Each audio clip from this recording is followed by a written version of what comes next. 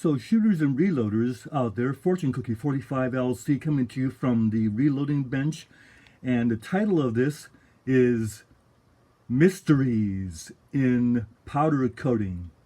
So here's the first mystery, and that is GunFun ZS notes that the powder coat on the Harbor Freight Yellow looks pretty thin, and yet we wound up with bullets that are .456.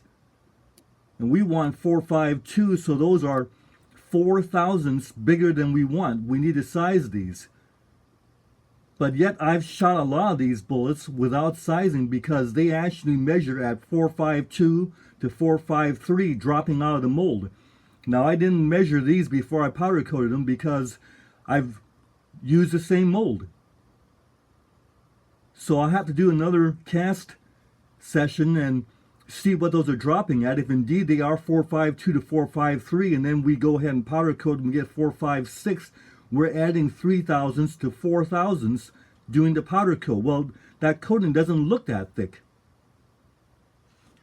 So that's mystery number one. But I got a bigger mystery for you coming. So I'm happily sizing away, as you see.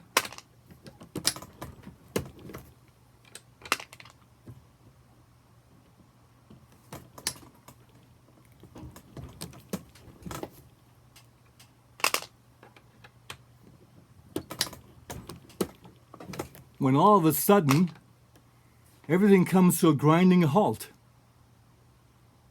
That bullet doesn't look right. And it shouldn't, because that happens to be a round-nosed bullet. Now I go ahead and mic this, and it is a 45 caliber bullet. I weigh it, and it's a 230 grain round-nosed bullet. Well, I happen to have a single cavity mold from Lee that is this exact bullet that I used 40 years ago, but I haven't used it since. And I haven't cast any of these in over 40 years. I don't have another mold that does these.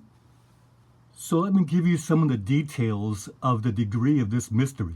First of all, I've been doing a lot of casting with 6 cavity molds, and you know how I do it. I get a big pile of bullets that are dumped out of the water quench and into a towel and let them dry, or I might use a hair dryer to dry them, and then they all go straight into a storage jug. I don't mix my bullets. This is a singleton oddity mixed into all the other round-nosed flat point bullets. I don't get these singleton oddities. And yes, I did cast that bullet out of a 1 cavity Lee mold over 40 years ago, and I did load all the round noses that I made at that time, and you see one of my leftover 45 ACP rounds with that exact bullet loaded over 40 years ago that I still have these rounds. But I don't have any loose bullets from that casting. They've all been used, they've all been gone. I haven't seen any of these in the last 40 years.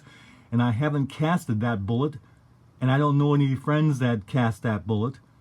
I have shot 45 ACP round-nosed bullets since then, but they were bought in 1,000 round lots, and they were molly-coated. And they weren't exactly that shape. That happens to be a Lee 45 caliber bullet, 230 grains. I believe it's their 2R.